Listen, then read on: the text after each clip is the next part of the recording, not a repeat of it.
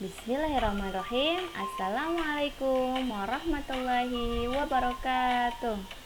Hai anak-anak, bagaimana kabarnya hari ini? Semoga semuanya dalam keadaan sehat ya. Nah, bertemu lagi dengan Ustazah Amel dalam pelajaran Bahasa Indonesia di kelas 8. Nah, pada hari ini kira-kira kita mau belajar tentang apa ya? Ayo, siapa yang sudah membaca buku pelajaran Bahasa Indonesia kelas 8? Kira-kira yang di bab 1 itu materinya tentang apa ya? Nah, coba kita lihat. Kita hari ini akan belajar tentang teks berita. Nah, maka dari itu, tolong simak baik-baik dan jangan lupa disiapkan alat tulisnya ya.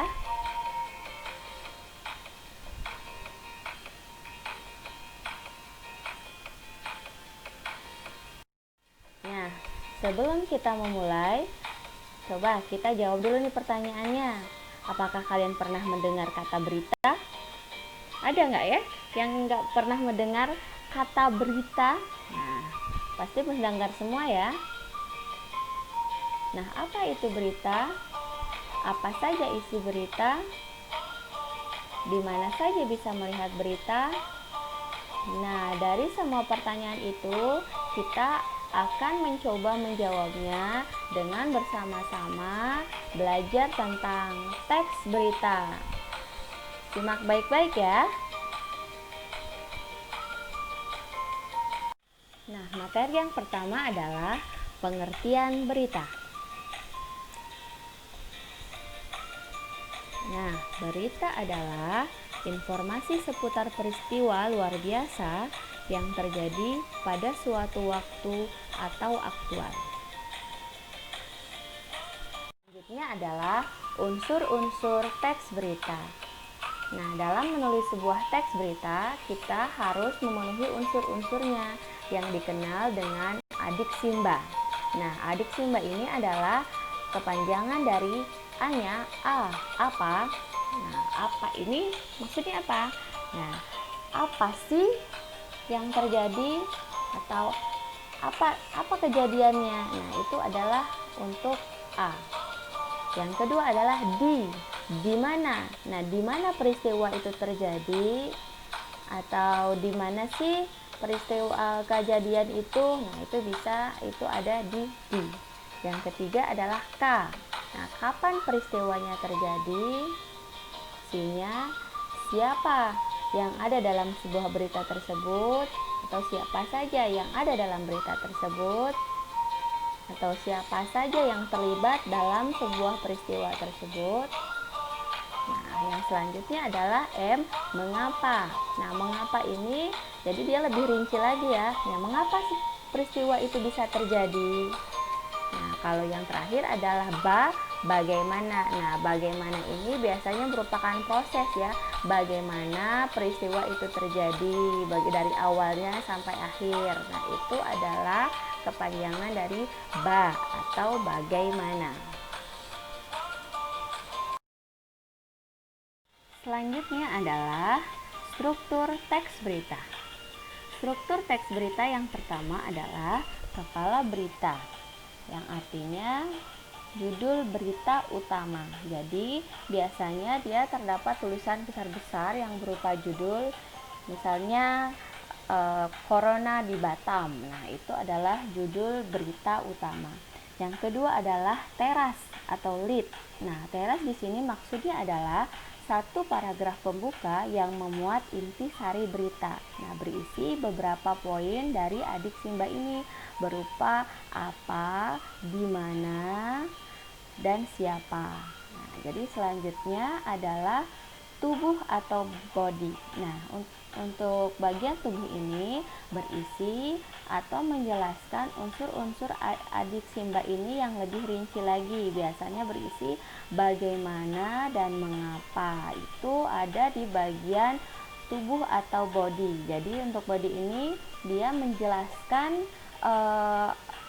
intisari berita yang berada di teras itu. Jadi penjelasan lebih lanjut adanya di tubuh atau body ya.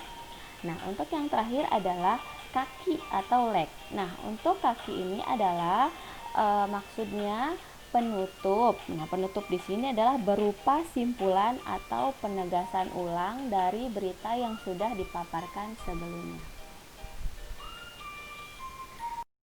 Perlu Anda ingat, dalam penulisan sebuah teks berita, bahasa yang digunakan harus baku atau sesuai dengan standar bahasa Indonesia. Jadi tidak boleh menggunakan bahasa gaul, apalagi bahasa daerah ya. Jadi bahasa yang digunakan sehari-hari itu tidak bisa digunakan dalam sebuah teks berita. Nah, yang selanjutnya adalah bahasa teks berita termasuk ragam bahasa jurnalistik. Nah, berikut ciri-ciri dasar ragam bahasa jurnalistik. Yang pertama adalah singkat. Singkat di sini maksudnya dia tidak bertele-tele alias to the point ya.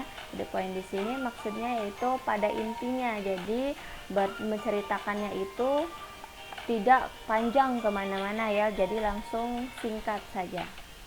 Yang kedua adalah padat. Padat di sini adalah dia maksudnya syarat dengan makna. Yang selanjutnya yaitu lugas. Nah, lugas di sini maksudnya dia tidak menimbulkan multi tafsir atau beberapa tafsiran. Jadi agar orang-orang itu tidak salah paham tentang apa yang kita tulis. Yang selanjutnya yaitu menarik.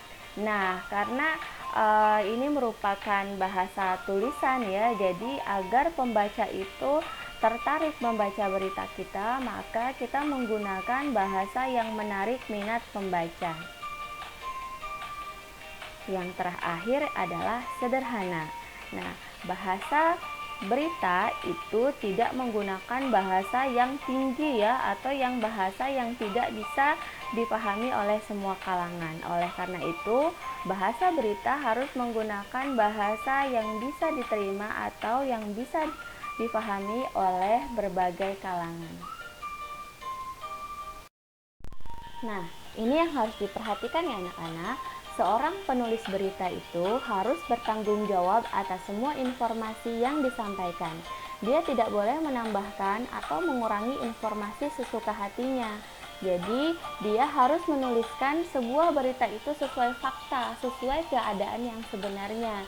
Jadi, tidak bisa memasukkan pendapat pribadinya ke dalam sebuah berita. Misalnya, kita akan menulis berita tentang seorang anak yang kemarin tertabrak di perumahan Batam Center ya, yang dia sedang naik sepeda, dia tertabrak dan akhirnya meninggal. Nah, jadi kita tidak bisa menuliskan pendapat kita. Misalnya ini salahnya gara-gara pengendara yang tidak hati-hati.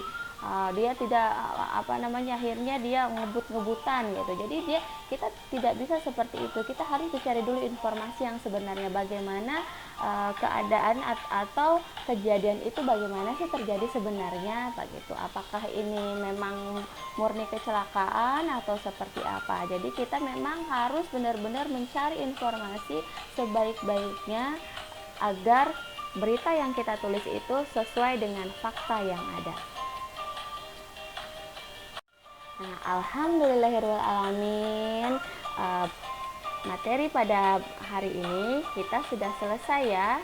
Nah, kalau ada yang ditanyakan boleh dijapri ke Ustazah. Jangan malu-malu dan jangan ragu, Ustazah tunggu ya.